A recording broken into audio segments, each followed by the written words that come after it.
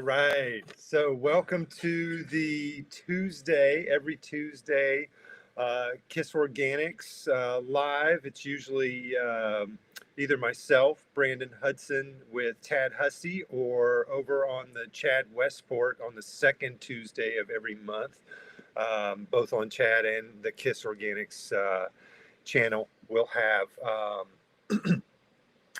folks up. Sorry, I'm trying to do too many things at one time, trying to check in and get the chat started. But I'm supposed to have a special guest here joining me any second now. So excited about that. Hopefully, oh, here he is. There we go. How's it going, Brandon? Good to see you, dude. So I just want How you doing, man? Knock on rocks. I'm doing really good. How are you? Pretty good, man. Pretty good. We had a transplant day today, so a lot to do, but yeah, doing good. Right on. Yeah. So Tad just got us set up. I just want to say thanks to everybody for joining us, especially our special guest today, Jared Ferguson.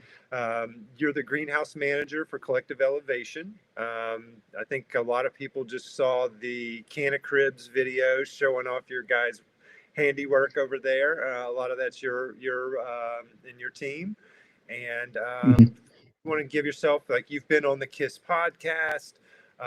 Hopefully everybody will come out this year and meet you in person at the conference. That'd be great.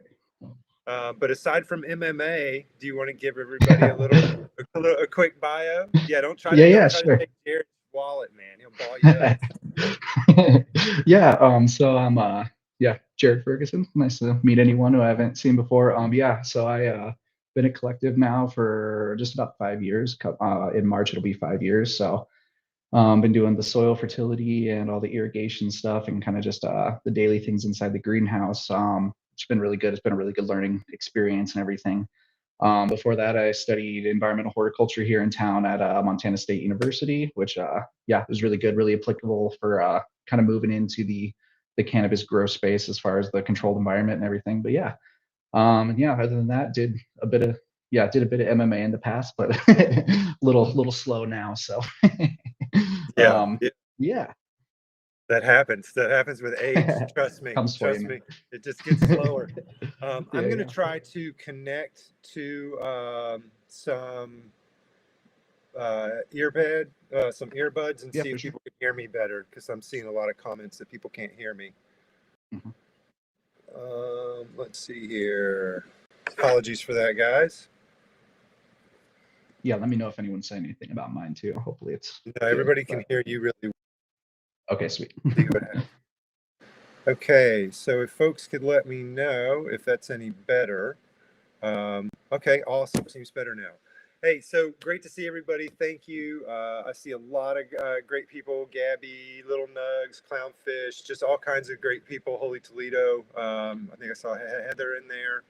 But so the reason I wanted to have Jared come on here is he and I got to spend some time together when his cultivation group that he works for, Elevated, out in Montana, is who co-hosted our conference last year. And at KiS, in this role, I'm very lucky. I get to see a lot of different organic farms, and this one is one of the real gems in the United States, and it's a really amazing facility. And so obviously everybody over at KiS highly respects the cultivation team over there. We're very impressed with what you guys have done. And so we wanted to have you on here and pick your brain a little bit, ask you some questions, and see if there's any questions from the chat that you might want to field as well. I apologize for my choppy talking. I'm getting calls on one line, and I'm just a lot going on here. But so I would like to kick it off, just because there's something that I think that you guys do that's really interesting that we don't do and we don't normally prescribe. And I know that you and I both had some of the same maybe reservations, but it's turned out to work really well for you, is your guys' slurries for amending. And, Yeah. most folks that are familiar with, KiS SOPs is we do a soil report, we mix up all the dry amendments. If there's small inputs, small volume inputs, like a lot of the sulfates, we'll have Mhm. those mixed in solution. But a lot of times we put out the bulk of it as a dry amendment. You guys do something kind of special, kind of different. Can you talk about that? Yeah, so we had David Prone. He came out a few years ago and he showed us that slurry method. It works really good for us just because of the volume that we're at. Um, I think we used to amend dry in the past, and that was working for us for a while, but it just got to the point where it was like a full day's worth of labor for like 5 or 6 people to get it all done with how much digging and stuff we were doing, depending on how much we were tilling, obviously. So that slurry has really helped like kind of cut down that time a lot. It's just I did it yesterday. It took me about 5 hours or 4 hours, 5 hours for one of our smaller greenhouses. And yeah, it just mixing everything into solution, keeping it suspended with these aero pumps that are just they oxygenate it as well as just kind of lifting everything back up and keeping it mixing. And then we run it through this big old like 1 inch hose, and I apply that to the soil directly while our cultivation crews they're doing all their cleanup and everything, which that's the worst job on the farm probably. So while they're doing all their stuff, I can kind of do the other second worst job on the farm and take that away from them so they don't have to do the rest of that. But yeah, and it really is like just sped up our processes a lot, which has been really helpful. And it I feel like it's a little I guess I like it because if something happens and we mess up, it was me and I know that. So it's like I know who is at blame and know what happened. So I like Right. having that control and doing the amendment and everything. And it works really well with the majority of our amendments that we use. There's a couple that we've had issues with, but kind of played with it and figured out what we need to be doing to like alfalfa, for instance. It was floating up to the top every time I would try to do it the same day that I was mixing. So if we're using alfalfa, I'm mixing it the day before, letting it suspend kind of overnight, getting that alfalfa be a little more saturated so it doesn't just hover at the top there, so it can actually get Smart. mixed into the solution. And then we were using some soft rock phosphate, and it was just a little too heavy, and it wasn't staying mixed very well. So we just apply that by hand when we use it. But we haven't. It's kind of a rare case that we'll end up applying it. But yeah, that's one of the few that we're still putting in by hand. And then yeah, for any of those stronger, smaller trace mineral things like our solubor and stuff like that, I'll do that like in a different application, kind of through our misting system and mix that up and try to be really accurate with that. But yeah. Nice. I had somebody say something because I know on the facility side, not so much for the home growers, but for the facility side, in most states, heavy metals is a conversation. And I had a conversation with a grower that said that they had lowered their heavy metals by applying their fertility as slurry, which Hmm. on the face, I was like, how's that work? On the chemistry Mm-hmm. side, it doesn't. But what they were assuming was happening is that because this is parts per billion, Mm-hmm. because they were doing these heavy tills and putting all this dust into the air, Mm-hmm. um, that they were thinking that that suspended dust was landing on their plants and they were somehow getting, Mm. uh, so, interesting. I Yeah. like to Yeah. get beds a little bit wet before I start working on them anyway, Mm-hmm. kind of keep Mm-hmm. that from happening. Um, Yeah. are there any, you guys have really impressive, you have outdoor, you Mm-hmm. have greenhouses, you have a really impressive and interesting veg setup where it's Mm-hmm. all in Mm-hmm. beds for the most part. And then you have some beautiful indoor kind of combination. You can take advantage of the sunlight and you've got Mm-hmm. supplemental. So I feel like you guys have got everything from no control to like really the optimal. Yeah. Yeah. Um, Yeah. you want to talk about how that helps you guys, just being able to trial things outdoors and, Yeah. maximize your, the places you're paying electric for and all that kind of stuff. Yeah, it as far as the electric and stuff, that's going to be much more Adam. He understands that whole side of it. I'm the dirt guy, so. But Nice. yeah, as far as just like yeah, I prefer it that way. It's but yeah, as far as just like the diversity of growing styles that we're doing, it's really we have strains that do better in different situations, and they do better even in like our full season greenhouses with the light depth. They even do different like do well in specific greenhouses, our zones 3 and 4 or our zones 1 and 2. They kind of perform a little bit differently. They're different models of greenhouses. They got older soil and different light layouts and stuff. And so it's cool to kind of see how strains can be kind of specific. We can get really, really good performance from some strains outside in our just in our hoop houses with the hardcore like summer heat and everything. Get super high terpene and THC numbers on strains that don't do as well indoors full season. So it's been cool just to see kind of that how little changes and everything make that big of a difference. And we have like you said, we have our veg room and our mom room, which are both like really, really cool environments too. And we get amazing quality veg plants out of those. And that really helps us kind of start off on a good foot with everything that we're doing. And so like we do some stuff from seed outside, but a lot of our plants that are going outdoors, those are coming from that mom room as well. And yeah, we're kind of starting at the same base point, and then from there you get to see how the different environments kind of impact the plant and what different traits you see in the same strain from room to room, which is it's pretty cool to get to see that. It's been a really big learning experience for me. I didn't have any growing experience before I came here, and so it's cool. I kind of get to see everything from like full on outdoor in a field in the soil, just irrigated from a creek or from just like groundwater and stuff, all the way to like we got those 3-season greenhouses that are full like closed up spaceships in the wintertime to taking advantage of the sun in the summertime. So yeah, it's been really good for me as far as just like understanding the plant more and understanding like what impacts it. Yeah, as somebody who tries to farm as much data as I do cannabis, Yeah.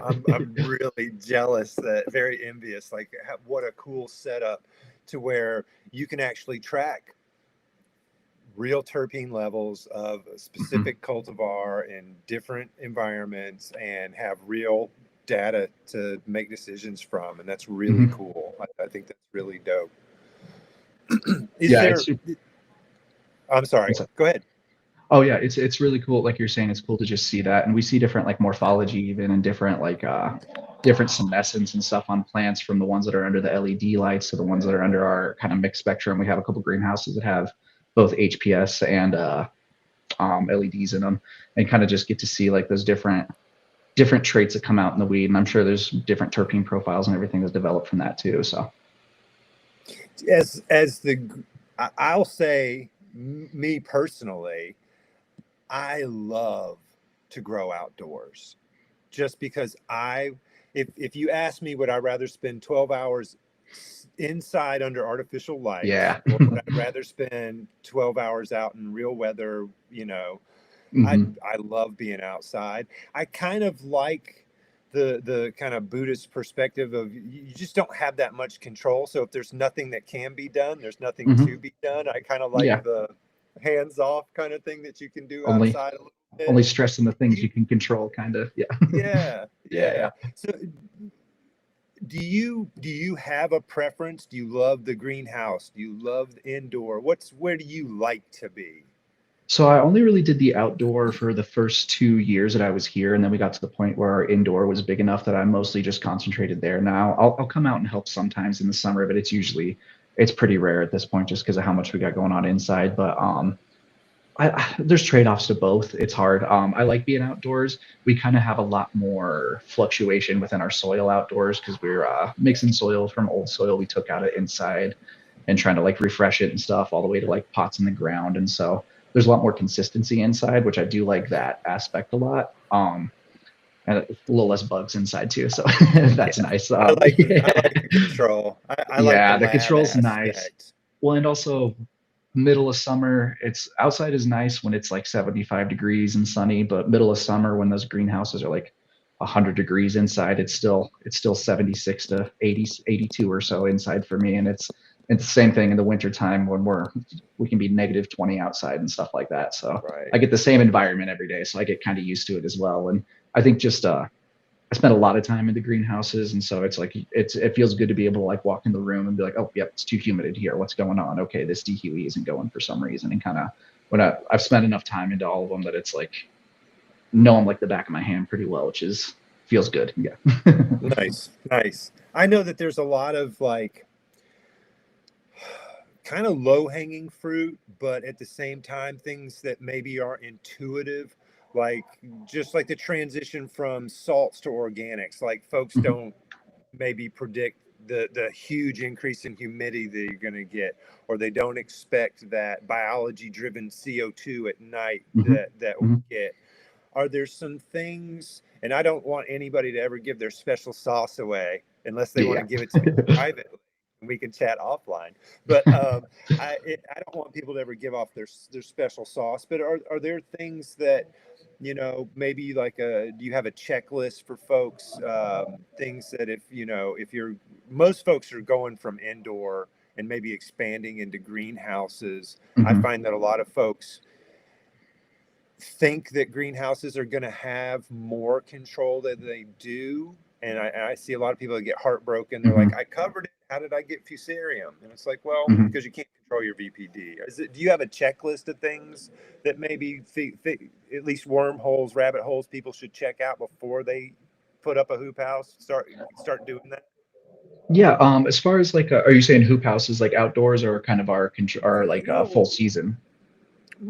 more like a full season greenhouse, like Yeah, the yeah. Okay. greenhouses you guys have along the side. Yeah. So the main thing with those is as soon as you start working with the outdoor environment, you are like incredibly specific to where you're located to. So we have such big swings in temperature and everything that we have a lot of issues in the wintertime that we do not have in the summertime, if not the opposite issues. So like controlling just our humidity in the wintertime. It can get really humid inside when we're bringing in cold air from outside.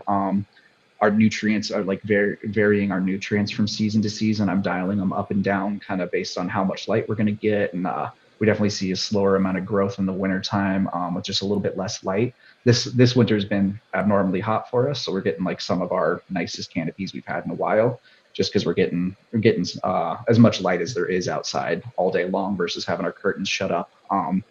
But I would just say for me and personally, like for what I'm doing, like the soil testing is huge for me. Just understanding it's obviously it's not like 100% accurate. It's a snapshot into the sample that you sent them. But for me, the soil sampling is really, really important as far as just like, hey, Ted. Cad, you're really loud in the background, Cad. Oh, I don't know if you can hear us. Hey, is Brandon still there? Sorry, I'm at the conference Yeah, still, but you guys yeah, are still going? Yep. We yeah, just yeah. started up. Okay, I wasn't sure if it was frozen. Sorry, I'll hide Oh, myself you're all good. again. Apologies. You're good. Good pop in from Tad there. Yeah, yeah, popping every once in a while. I told Yeah, you. yeah. Yeah, my internet's Yeah, bad. It won't yeah, even let me leave. Well, what yeah. was that? Oh yeah. Yeah, the soil testing for me, I feel like is really important just as like a guide to the decisions that I'm making and also like a way of kind of checking my work from what I did that last cycle. So using that as our guide and then using like understanding how to do the fertilizer math has been really, really helpful for me. And obviously things are going Game to change with your changer. soil. Yeah, man. It's a I feel a lot more confident in the decisions that I'm making. And then the soil tests just help back that up when I get them back. And I'm like, okay, cool. I thought I raised my phosphorus on my standard by this much. It looks like I got about that. Cool. We're doing good. So Yeah, it's, yeah, I think being able to do that is for me personally, just because that's the area that I cover, that is super, super important. And then, yeah, I think just like for as far as the environment and the greenhouse goes, like making sure you can control both the top end and the bottom end of all your environmental factors. So like your humidity, like was a thing we're working on right now is getting misters in our greenhouses because in the summertime our humidity drops like 20% in there. oh wow. And just trying to figure out we've got hard water issues. So trying to figure out the system that works for us to be able to control that bottom end because we can control the top end well. We've got enough dehumidification, we've got airflow and stuff, and we're working on still improving that and everything. But yeah, having that ability to control both your minimums and your maximums well, and then just like playing with things, seeing what happens, trying to dial things in. Small adjustments so you're not changing too much at once and not having an idea of what's going on and why whatever happened. But yeah. Yeah, I obviously kind of live and die by the soil reports, and fertility Mhm. is one of the chairs that I sit in. We all sit in a lot of chairs as growers. I know you like IPM as well. Mhm. I I know that the soil reports aren't perfect, but Mhm. it's the only way I know of to have guardrails. And like Yes. you, I track my data. I take my tests the same time every round so I can compare my Mhm. data and it's useful over time. Um, and like you said, everybody's environment's going to be different. you know, and that's indoor as well. Every grow that I go to is going to be a little bit different, and then that soil is going to be different for sure. And so each specific soil is going to have, and cultivars are going to have their own removal rates, and so you can get to where you can be very predictive, you know, if you know that math and you have soil reports. So I'm very grateful for that. That's, you know, one of the things from the Farm Bill I'm grateful about was that we could get some testing and we could get some metrics and some math. So it's really great. I'm going to jump over here just to see what I'm missing in the chat, because we do like to try to give folks a chance to ask questions. Looks like folks are smoking on some great stuff. I'm smoking on Tad's last harvester, Rick James. Puff, thanks for the compliment on the Sally Jesse Raphael's hair. I'm blind, and so I wanted something that I could find, and they didn't have like safety orange, so I went with red. Holy Toledo's been doing greenhouse for 13 years. Awesome. Toledo, if you've got any greenhouse questions, man, throw them in here. We'd love to see them. Let's see here. I think you already kind of answered that. So for folks that are asking, you know, you can go on to Instagram and look at Collective Elevation and look at their site, but you can also go to the Cannacribs channel on YouTube, and they just did a really wonderful walkthrough of the facility, and so you can kind of get a visual of where Jared gets to hang his hat every day. It's a really neat spot. I think you know, most everybody I've talked to from last year's coming back because there's so much there's just so much cool stuff going on there. That, you know, like folks that spent most of their time doing greenhouse want to come back and do more indoor. Do the opposite. There's a lot of cool stuff to see. Let's see. Puff the Magic Grandpa has a question. How much hydrolysate would you suggest for a biology boost in early flower? I like to kind of time my fish hydrolysate early. I usually do a tea and a half strength fish application when I up pot into the beds. I feel like that gives you, you know, a kind of a kickstart on your biology, because there's plenty of nitrogen to feed the biology in the plants. And then you get that cheat with the available phosphorus. So you've got plenty of available P to get those roots going in the beds. But I want to get my biology and make sure it's in there at the very start. And when I met Tad, I was doing a tea every week. I do one around now. What are you guys? Are you guys? I'm at 4. 4 a week? 4 around. 4 around. Oh, okay. Not a week. Like, wow. If I was at 4 a week, I'd never get out of the cleaning the tea tank, man. That'd be it. No, 4 around. We do 4 around. So we do one on transplant. I try to do one on flip, and then kind of 2 weeks apart after that for the last 2. So day 14, day 28 is typically when we'll do them. And I'm usually, as far as the hydrolysate, the teas I'm making, I'm putting about like 5,000 milliliters of hydrolysate in there, and kind of feeding it through that. But yeah, we do a seed sprout tea on our transplant, just as kind of a boost to all the nutrients we just put in there and everything, try to get them more plant available, and like you said, get the biology moving and everything. And then our flip, usually they're all about 2 weeks apart based on that. So yeah. Nice. See, I think that that was the end of that one. But somebody asked, and you already kind of touched on this, do you notice, Little Nugs asked, do you notice a difference in the flower from full sun to multi-lit situations? Are there any generalities that you would say, like, in general, we get better terpene expression from sun grown? Because I know that's the community perception. What are you seeing in real time? It seems, I don't see a ton of the tests on our outdoor stuff, but it does seem like that's what's happening. We typically get like good THC numbers, good terpene numbers off of our strains from outside. And that might be some strain selection as well, because there's, like I said, we have ones that do better outside, and those are the ones we try to grow out there.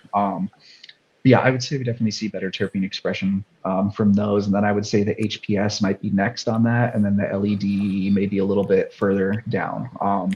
Our plants that are just under LEDs, and then mixed sun as well.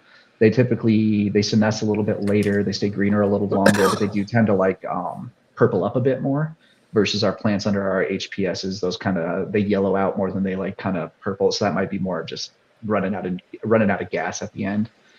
But yeah, our plants outside, I think our main strain that we do out there is sweet and sour, and we get some of our best test numbers from outside, and it baffles me every time because it's like, man, it was 110 degrees in the greenhouse and their VPD was all over the place, but it crushes. Nice. Yeah. I've seen some, we all talk about stress and what good stress is versus bad stress. And, there's still so much to learn about all that. And it's, it's really cool that you guys have that living lab there to kind of be able to check those things out through the end, Let's see what else we got here. Fuzzy Bunny, thanks. He's running some of my genetics. Just want to say thank you. I had a bunch of people reach out to me about that recently. I really appreciate it. Nice. Adam's on. Hell yeah. Yeah, as most folks know, there's going to be some changes come November as far as availability of seeds and that kind of stuff. So take proper action. Puff says that I look like I'm straight out of the dead lot. I am. Accurate. Yep. Let's see what else we got here. Little Nug says that he makes an FAA that he uses. Holy Toledo with a good one here. Question for Jared. Yeah. What do you do to prevent pests in the greenhouse and high heat or humidity or dry, as fellow greenhouse grower for 13 years, like to know your approach? So let's take it one piece at a time. What do you, and again, like, you don't have to give up any secret sauce, but what's your approach to integrated pest management in your greenhouse? Yeah, so I'm not as much the IPM guy. That's Clifton. He does our sprays and stuff for us, and then Adam does a lot of our environmental control. But I would say for anything, obviously, ground floor of that IPM management is going to be your environment. If you don't have the environment for pests right away, you're already doing a huge thing at eliminating them. As far as like fungal pests and stuff like PM and botrytis and stuff. But with others, like your aphids and your thrips, where it's a little bit harder to control those. We do run a bunch of Omri products. We use a lot of the BioWorks products, and we have a full IPM schedule that they all work together, where there's products addressing each issue up until just a little bit after flip. And so we'll spray those through. Again, it's a lot of the BioWorks stuff. So it's like the Botrytis Stop and like the Root Shield.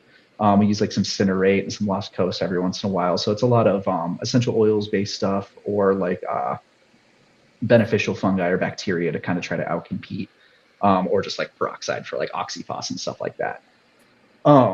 But we have a full spray program built out that we go through, and we can kind of adjust it based off of seasonality and what we're seeing. Later in the year, we see more thrips and stuff, so maybe we'll do a bit more addressing, or later in the summer, that is, sorry, not later in the year. Later in the summer, kind of heading into early fall, we'll see a lot more thrips and stuff. So we'll kind of adjust our IPM program more targeting those, versus when we're in the middle of winter, we have a lot more issues with like our high humidity, and so we'll kind of start addressing more like fungal issues.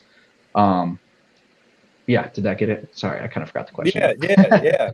I think you did good. And I just want to interject. I think that, like, when I think the start of the IPM program, I always think, what are my cultural physical controls? Like, yes. How are you going to get into this building? Like, do you set it up for success, or do you set it up for failure? And so, like, do people have to walk across the grass to go into, or do they walk across a concrete pad, or do they walk across an intermediate like gravel? And there's levels, because everybody's got a budget. And do you have hedges outside that get PM on them every summer, like stuff like that, like little tiny things? There's so many little things that can slip through the cracks that you don't even think about, that it's like, one of the issues we have is one of our greenhouses, the vents, or like the exhaust fans, are right on the door to the greenhouse, and then it goes into a breezeway. And And then our other one, we have a breezeway, and then on the external wall, we have our exhaust fans. And so that even that is enough to kind of like change how things work. And then are we sharing air because of that breezeway potentially? Like it brings up a lot of different like small things that you don't think about at first. Spore counts, yeah, things you can't physically see. You know, like are you infesting your own grows? Yeah, Or are you yeah. accidentally, you know? Like, do people have houseplants at home that have PM on them or have bugs on them that they're watering in the morning before they come in? Stuff like that. Yeah. I showed up for work one time, and I had some of my guys were out in the field out front throwing a frisbee around, and I was like, well, it's gonna be a long day for me, you know, because like, but I'm a big fan of physical control. So like for my facility had positive pressure on the door, meaning when you open that door, you feel air blowing into your face outside. So the thought is hopefully hitchhikers are less likely to come in with you. They got to go upstream to get there. We had either like Crocs that just got bleached every day and people just rotated those, or like I've got old people soccer feet. I played soccer at IU, and I've been real rough on my feet, so I wanted really nice shoes. So I just bought a pair of nice shoes and kept them in there, and they never went anywhere but that room. I had either scrubs or Tyvek suits. Here's my pro tip: if you know, keep an extra small Tyvek suit around for inspectors, and insist that they wear it. Turn off the fans, and they usually wrap it up real fast. But you know, having scrubs, something that people could put over their clothing at a minimum to trap whatever they've got in with them. Hopefully, alcohol spray on the hands. Just as some of like physical things, just barriers to getting in the room in the first place. And with doing all those things, I still had a tree frog in my room, you know. So you know, it's not if, it's when. And so it's important that you mentioned that you've got a prophylactic spray approach, because it's not if, it's when. It's inevitable. Something will get in your room, and you want to keep it at a dull roar. You want to see the symptoms. You want to scout. You want to have sticky cards, whatever. Because if you see the symptoms, you see the speckling from two spot, or the weird silver flashing from the rasping mouth of a thrips, or you know, whatever the damage is. If you catch that and you're doing sprays, you'll be really good. You know. Yeah, and having, like you said, just those cultural things are the easiest to address. It doesn't cost any money for you to, like, once you have it in, you don't have to keep buying the product. Like once you have gravel around your facility and stuff. And so it's like changing those cultural things at that first kind of ground floor level, to then minimizing how much you have to do at the end. You're giving yourself a much smaller problem to start with. And then, a lot of our beneficial, or not beneficial, sorry, a lot of our preventative IPM stuff. So where we have kind of a baseline of what we're doing. And then if we have issues, which we do get issues, anyone that says they don't, they're probably not looking or not telling the truth, one of the two. But we get issues, and we have our kind of our protocols for how we deal with each one. And then we also use beneficial insects within that as well. So once we're at the point where we're not spraying anymore, once we get the flower, that's where we'll start bringing some of our beneficials in to kind of just have a population there that is hopefully a preventative population. And then if we do have any issues, we can order more and try to address them. So yeah. I know it's more predictable in the indoor, but for your greenhouse, I ended up keeping a calendar of, you know, and for my outdoor, because aphids show up around the same week every year. The caterpillars are going to come out, you know, when the temperature hits. Caterpillars, And so, and like I've culled enough caterpillars. I don't ever want to have to do it again, you know. And so well, see, we got gopher issues. That's our worst issue outside is gophers. Yeah, they're eating our. We've had it the last 2 summers in a row now with our field outside. They come up and they eat the roots or eat around like the base of the plant and of the fresh transplants. So that's been one of our biggest issues out there that we've had to deal with. And then we had ants in the greenhouse at one point last year, and that was a nightmare of getting rid of them. Just girdling, they would girdle like 1 or 2 plants around, and we couldn't. It took us like 3 rounds to get rid of them finally, but. Yeah. They're for moisture. We in South Carolina, fire ants would get into the head house, and they're just looking for moisture, and so they wouldn't do much damage because they'd get up in a pot and they would just sit there. But man, when you picked that pot up, it was a disaster for you. Horrible, because you just Oh, I'm covered some of sure. these Yeah. down all of a sudden. Yeah, they suck. We had them Well, girdle some plants and then like make a little nest in the root zone of them and stuff. So yeah. oh wow, yeah, Yeah, yeah. they were girdling the plant and then they were eating the sap. They're hard to get out of a compost pile. The only thing I've ever been to do is just Yeah. turn it until they get sick of having to try to start over Having to every day. rebuild. Yeah. That's kind of what we ended they'll- up doing with the beds was we just did a huge full till and we saturated it pretty heavily. And I forget what we did a drench as well in there. I forget what, but yeah, we addressed them and it took a little while, but we got them out of there. Right on. He Yeah. also asked in that same Yes. question about what in greenhouses, what you do for heat and humidity. You and I've talked about how worthless a wet wall is in, 60%, 70% of the United States. It's just too humid to really be able to use it. What do you guys do to try to, do you have shade cloth? What do you do for your temperature and your humidity in a greenhouse? So luckily for us, we can use wet wall, which is really nice. We get really, really dry summers here. So we get 10-20% humidity a lot of the summer days once we get to late June. So it gets really dry here. So that is a huge friend of ours for cooling and for kind of controlling that bottom end of our humidity. Like I said, we're working on the misting system. We just got to find the right system for us that's going to work. We've kind of been slowly implementing that, which has been really helpful, just giving us a little bit more control of our transplant. We're having plants go from pretty high humidity in the veg room down to 20% or so in the greenhouse. And that's it's a big transition for them. And obviously that's going to stress a plant out. It would stress me out. So, yeah. And then as far as the heat, we have dehumidification. Obviously we got a bunch of big Quest dehumidifiers throughout the greenhouses. And then for heat control, just exhaust fans, that wet wall. And then in the wintertime, we're running a natural gas heater. And then we have blackout curtains on the greenhouses as well, where once we get to a certain cold point, they lock out and they just stay closed for heat retention. And then the cool thing that Adam's doing with those is we're doing call it like a burping feature on it. So once we get in the middle of say January when it was 56 here last week, so that's an odd year for us. But when it's normally like 10 degrees or so, we can close up the greenhouse, and then as that heat climbs up and we get too hot, we just open the curtains a little bit and close them back up, and that's enough to just let out a bit of heat, let a little bit of cold air in, and kind of drop us back down, so that we can try to passively cool our greenhouse. As much as we can try to do passively, we try to with staying within our targets, obviously. So in the summertime, it's a lot of heating up from cold to hot before we'll let it push a little bit hotter. And then, vice versa for the wintertime. But yeah. Nice. Yeah. There's you do what you can, and there's a bunch of different ways to do it.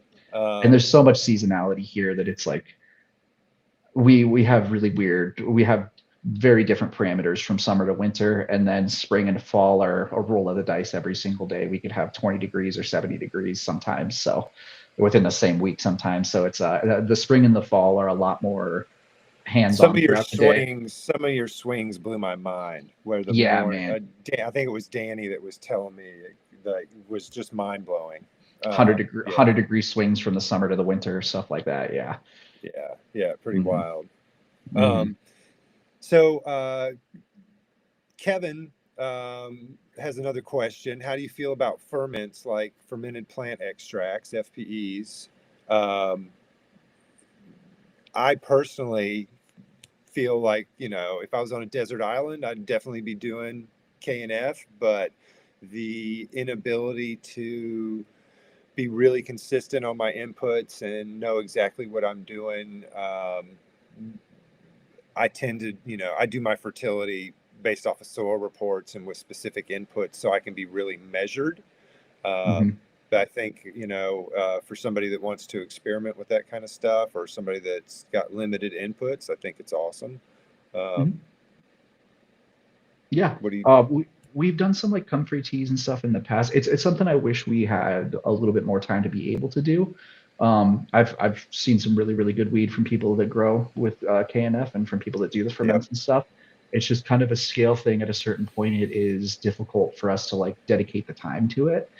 Because you're making your own products and stuff, and so there's labor that goes into that, and it's It becomes a whole other grow of Yeah, its own, yeah. And I really literally. respect Yeah. that way of growing. Like it's cool to see what, and again, I've had some of the best, highest terpenes I've seen in weed and some of the best weed I've seen from growers that use those ferments and everything. So I think if we were a smaller, and we did use more in the past, before we kind of expanded and became a bigger grow, like right when I started, when we just had our two smaller year-round greenhouses, that we were doing a lot more ferments and stuff like that. But I think if we were smaller, it would be something we would be doing, but it gets to the point where it's hard to, we're trying to balance that trade-off for how much labor we Yeah. have to do. So yeah. Yeah. I think it's a lot. Like I did a lot of KNF at home. On scale, I just could never justify the amount of time. I already had a solution with, I had a potassium sulfate, I had gypsum, Well, I just had the, something I could just, yeah, just the money too, for like if you're doing fruit extracts and like ferments and stuff, like the amount of money you're spending on ingredients just to get going on that. And then for the scale that we're at, the space that we would need a whole dedicated space for it and everything just for doing right. them. And so it's If you've got the effluence, and that was an issue for me eventually, because for a while I was going around to, like, I don't know where everybody is obviously, but like Earth Fare, Whole Foods, like, um, kind of like healthier brand big stores, I don't know, but I would go to their juice bars and say, hey, can I take all of your, and like I would go to, all kinds of stores, and for a while I was able to do it, and then I got to a certain point where they wouldn't let me have it anymore. They thought yeah. I was doing something weird with it. I don't know if they thought I was like, eating it, or Yeah, something or what, but they were like, my boss said you can't have it anymore. But if you've got that kind of effluence, then it's a great thing to play with. I see a Jay Hudson on here. I hope that's my twin brother. I hope it is. Love you, yeah. dude. I really do. I have a twin brother, Jason Hudson, so I hope that's him. Um, let's see. Yeah, Hat says New Inkland. It's a good homie of mine. Did my neck Hanya. If you Nice. need black and gray in the U.S., go see that man. Um, let's see here. Another question for Kevin. Fish hydrolysate versus soy protein hydrolysate. I know there are different variety of amino acids, but trying why one is better than the other, or why one or both should be used. I would think that probably both, just because in organics we like diversity. That would be my guess. Unless one had, I always want to go with the testing. I always want to check the bad actors first. Sodium, chlorides, like, is one way better than the other? Heavy metals, there might be just a standout product, or one that could be injurious that you would want to know the metrics on. Let's see here. Holy Toledo following up on his greenhouse questions. I've got a 20 by 20. I have a ventilation kit to keep my temps and humidity in check. I also have a dew point meter, 2 greenhouse fans, oscillating fans in all the corners, AC, a heater, and a dehue. So in a situation like that, where you've got all the bells and whistles, I had blackout curtains on mine, just, 3-stage cooling. You can do a lot. But again, where I was in South Carolina versus where you are in, Montana, a wet wall just meant more fusarium. It wasn't going to drop a temperature, So again, it goes to each build Yeah. out and all that kind of stuff. Well, he's got all the tools. It sounds like it's just the how you implement them from then on, and like just how Yeah. you lay out your airflow even and stuff. So yeah. Let's see. Little Nugs asked something about Matt Powers, and then Kevin, if people follow Matt Powers, and then Kevin followed up, is Matt Powers a soil scientist? I don't think he's a soil scientist in terms Is it that of. microbiologist dude? Yeah, he's Yeah. a soil food web guy, and Yes. Yeah. say he's a microscopy. It's Yes, kind that's of it. like his expertise. Mm-hmm. I would say soil scientists would more apply to somebody like Jared or myself, where we study fertility and the math and the the, way to get to those fertility targets. So just different title. He's got some very interesting ideas and some very sound ideas, but he's a biology expert. So for folks that are more focused on that kind of stuff, he's fun, a fun watch. Mindfully Rooted, good to see you, bro. Those Island Mountain headbands are trucking along. Thank you very much, good sir. Got a question here. I just lost it. Oh,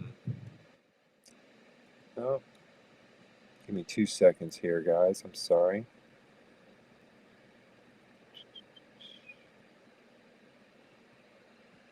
Oh, well, it looks like I missed it. I've lost it here someplace.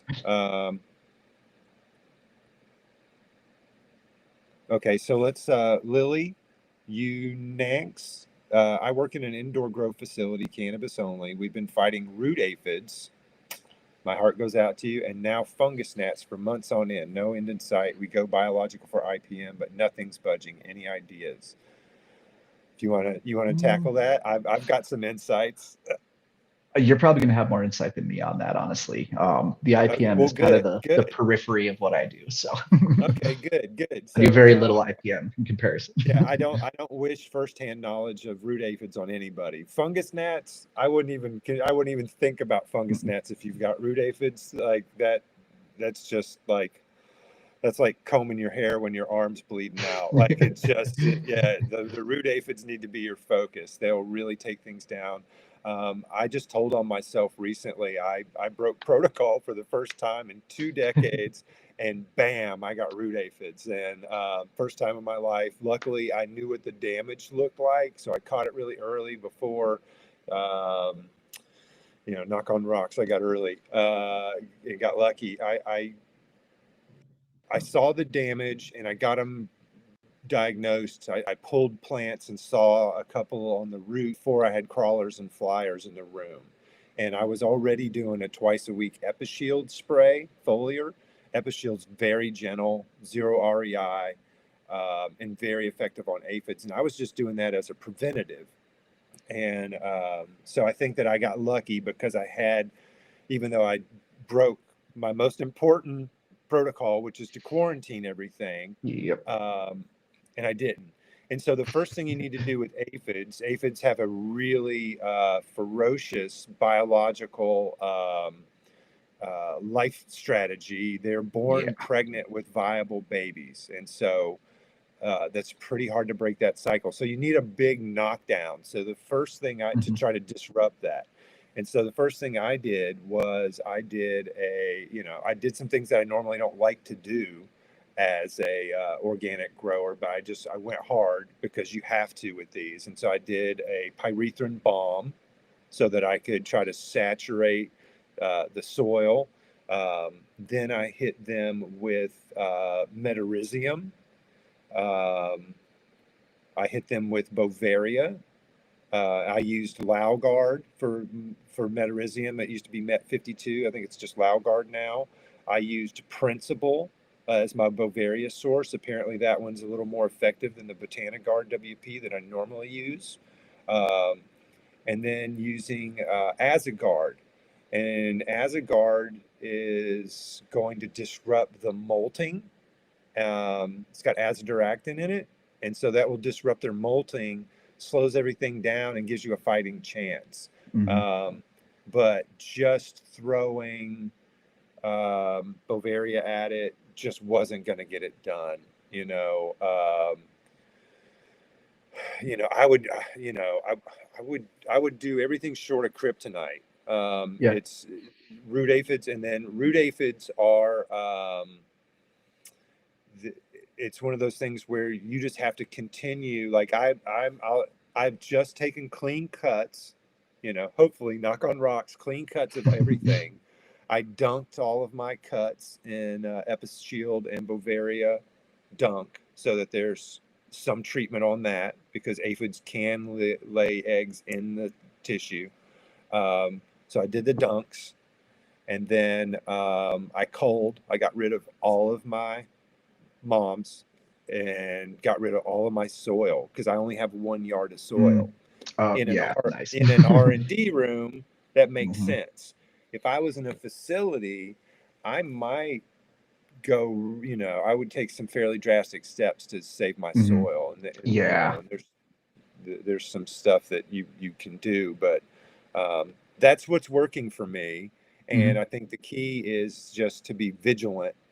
Um, like I've got some pretty amazing cuts that friends of mine are begging me for. Even with, I had a friend of mine who was like, I'll walk to your house and get them with root aphids just to get that cut. And I'm Yeah. like, well, how about I send it to you when I don't have root aphids, and we'll all be happy about it. Yeah, Um, there's a and middle ground so, there. but yeah, there's middle ground. But you just have to keep your foot on the gas and just pretend like you have them. Keep the Bavaria Mhm. coming. Keep that Metarhizium coming. And be very, very cognizant of your soil. Man, it's a tough one. I wouldn't wish it on anybody. Yeah, it Um, sounds like you're kind of attacking multiple like modes of action there too with your products you're using to try to give yourself the best shot at knocking them down. And then yeah, what you're saying where you kind of treat it as if you still have them. That's kind of what we end up doing as well. Where if we do have an aphid outbreak or something like that, that next round afterwards, we're treating it as like after we get rid of them and we stop seeing them, we're still treating it as if we have them for another round, just to be sure, just to kind of double back on there. yeah. Say, better safe than sorry, especially with Hmm. russets, root aphids, stuff that you don't Yeah. see. Hmm. You just have to assume it's there just to be safe. Um, let's see what else we've got here. We don't have a whole lot more time. Yeah. It's always nice to see people chatting with each other here, see community. Orange and purple gardens. How long should I wait to flip to flower after spraying sulfur as a PM preventative? I would rinse that and get it just I've used sulfur to get rid of russets, out of big facilities, and it works really well. But you got to make sure you clean all that up because if a bud touches that sulfur, it's got to go in the trash. Nobody wants hellfire and brimstone terps. It's a really rude Mm-mm. experience. So I would rinse, just spray them off with a backpack sprayer or something, and then you could flip to flower after that. And so as long as you don't have you know, uh, dry sulfur laying around, you should be fine. Let's see what else we got. Um, it's Adam says it's strain specific, but the strains we grow in hoopies absolutely crush out there. I'm assuming. Mhm. Oh yeah, out there in Montana. Yeah, Yep. Yeah. yeah. It was those. Those were, I love outdoor. Just the just the just the pirate in me loves to see a big Yeah. field of Yeah. outdoor more than anything. But and your guys' greenhouses or your indoor facility was just mind blowing. It was so clean and so like the most uniform. Like I'm just gonna brag on you because you're a Mhm. humble guy, but like unbelievable canopy and just the whole team's humble, but just amazing facility. Like the most uniform, stacked out canopies I've ever seen. But for me, the greenhouse was what was so cool because it's just there's Mhm. something special about. I've spent a lot of time with greenhouses, and there's something special. And you open that door, and that terpene hit to the face. There's just nothing like it. It's like the first time you decarb a couple baker's sheets of weed, you open it up, and Yeah. yeah, and you got to go sit down. Um, but yeah, I love that. Let's see. Adam says sweet and sour grown naturally crushes. Mhm. Nice. Yeah, I want to try some of that. That was one of the things. I just didn't get to try all the great weed out that you guys Yeah. have. There's a Tad, yeah. Tad stepped in and said, "Hey guys, it's Tad. Sorry for interrupting. His internet's bad." So Tad's just saying hi. Frank says he wants skunk. We all want the skunk. I miss the skunk. I got to talk Mhm. to Chad Westport about skunk last Nice. weekend, so that fun. See, Tad says, I'm going to try to listen in from here. Jared is awesome. Had a great time touring their greenhouses last year at the conference. Yeah, just now giving props to that, because I've seen a lot of greenhouses, and yours is definitely up here, at 11. I've seen a lot of surprisingly terrifying greenhouses, just literally just like fusarium time bombs. You could just smell it as soon as you open the Yeah. thing, and it's hard. And there's things you can do, like you can still clean a greenhouse, you can still spray Mhm. down walls, you can still, Mhm. there's things you can do, like just making sure that you're not accumulating just necrotic material that is ripe to Mhm. set up for a fungal pathogen for you. Well, that's why our greenhouses look good too. We've got our crew that we've got all the way from the top down. Like we've got the rest of our cultivation staff. Like I said, we're getting amazing veg plants coming out. Our crew that does the majority of like our canopy maintenance, like those things look like hedges, because we got people in there that are like going above and beyond, making sure we're doing everything we need to, and not just like what's the minimum I can do to get away here. They're doing the good work. And like I said, we just did a transplant yesterday, and we just had 4 or 5 people in for a whole day, spraying down walls, scrubbing floors and stuff while I'm slurrying, and then that whole team in their transplant today and stuff. And you get that from having really good workers, like people that all work together really well. A lot of us have been here. Like I said, I'm about on almost to 5 years now. Most of the other crew has been here close to that time as well. And so over time, we've gotten to really just kind of chip away at our processes and constantly like take the little small things away that are maybe making like our slurry, for example, or just like our cleaning processes, like really making those things efficient and doing like what we need to do and trying to do the best work we can within that. Yeah, Adam, you, Danny, just the whole crew. You can tell when you land on a facility, and I'm sure in the same way that you guys probably cleaned up the offices a little bit, or a couple things, Did because some like if mopping, my yeah, if my mom's gonna visit, I'm gonna do a couple extra Yeah, things. yeah, But yeah. like you can tell when there's pride in what you're Hmm. doing, and it's very evident. Yeah. Every corner of that facility is spit shined, and just it's really neat. It's a really neat place to be able to see. And I feel very grateful. I'm going to plug the conference really quick, and you Yeah, guys, yeah. I'm very grateful to you guys for letting us come in, because when Hmm. we were having feedback after the conference, like what was one of the things that maybe we didn't love, or we didn't, that we would change. And I Hmm. just said, as a grower, as a 4-decade grower, bless your hearts for letting us all come in there. Like, it's just terrifying to me, but you guys, Yeah. didn't break a sweat, and you've got good protocols, and like you have prophylactic approach to Hmm. things. And so I would highly recommend anybody that wants to see a really top-notch, amazing facility, indoor, outdoor, greenhouse, the full thing, the last weekend in August.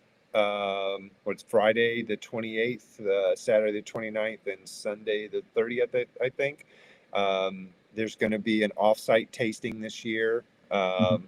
just to keep things nice. And I know that Suzanne Wainwright Evans, the bug lady, I know she's going to be back. I know that somebody you and I both really respect, Bryant Mason, the soil doctor, Nice. is going to be there.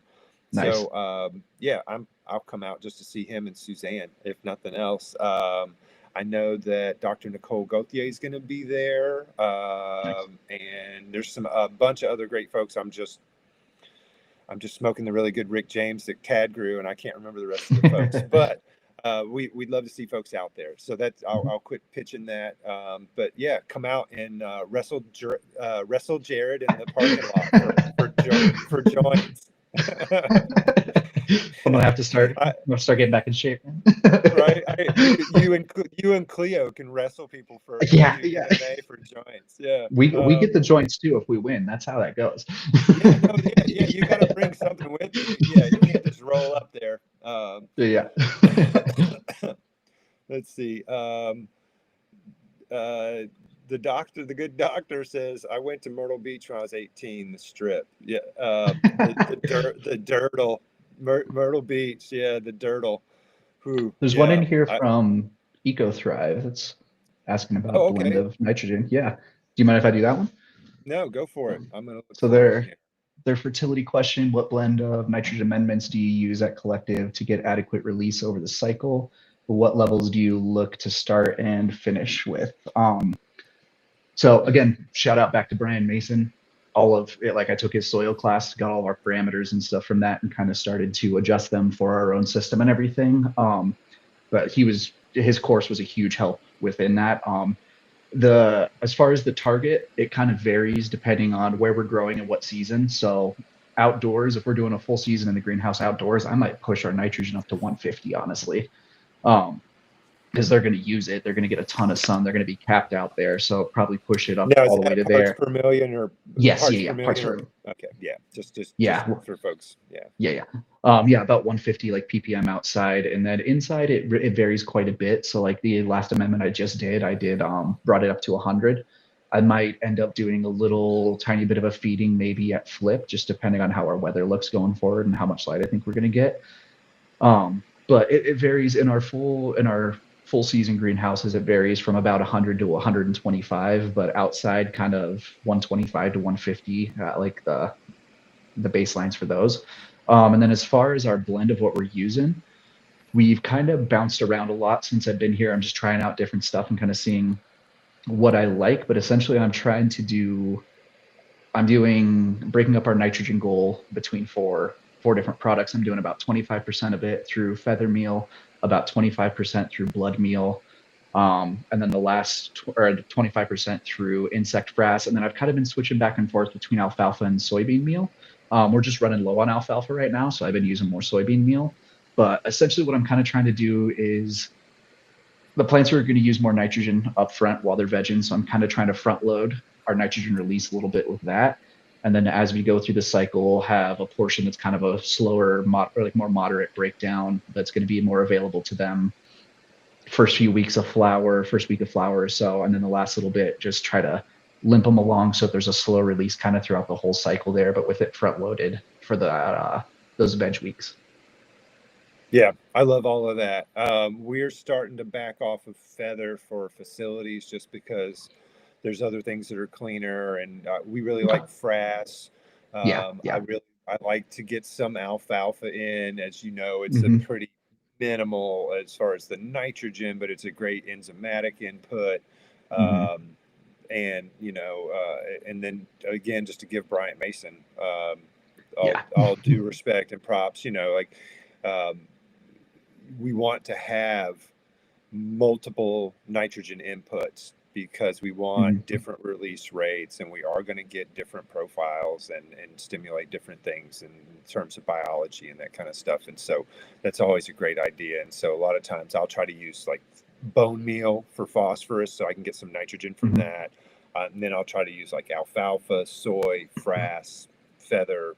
It just depends on the particular person, and I try to work with folks. I have, if that is my brother on here, he's a vegetarian, and so like I try to do the veggie mixes. Those are really hard when it comes to the phosphorus side of things. Really hard. But we're at 3:00. I know that you've already had a big busy day. I don't want to abuse it. I do want to thank you so much for coming on here. It's just good to see you, dude. And I look forward to watching you wrestle for joints in Montana this summer. Yeah, it'll be great. We need to make a belt out of them. That's the. Oh, dude, yeah. So yeah, thanks. you. I've got the belt. I got the belt for you. Perfect. Yeah, thank you for having me on, man. I really appreciate it. And yeah, if you guys can make it out next summer, that'd be awesome. It's been really cool for us. We've done a lot of cool things in the last few years as far as just within the weed community itself. Like you said, the Canna Cribs, that was huge for Adam. Like Adam he's been watching the Canna Cribs forever. So like that was a really, really big thing for him. The conference was really cool for me. That was kind of my own Canna Cribs. Just getting all the people out there that I really respect and just getting to hear from them. Tad's Yeah. back. Ted's Yeah, back. just Yeah. yeah, Having, yeah. yeah. I can't say enough good things about Adam and you and the entire crew out there, and the facility was just top notch. You guys were amazing hosts, and so I'm personally looking forward to seeing you guys and learning more. I learned a lot last year. Just yeah. So everybody, thank you so much for hanging out with us. We will see you next Tuesday, hopefully. If anybody's in the doctor's neighborhood, he looks like he needs a ride. So yeah, thank you guys. Have a wonderful rest of your week, and we'll see you soon.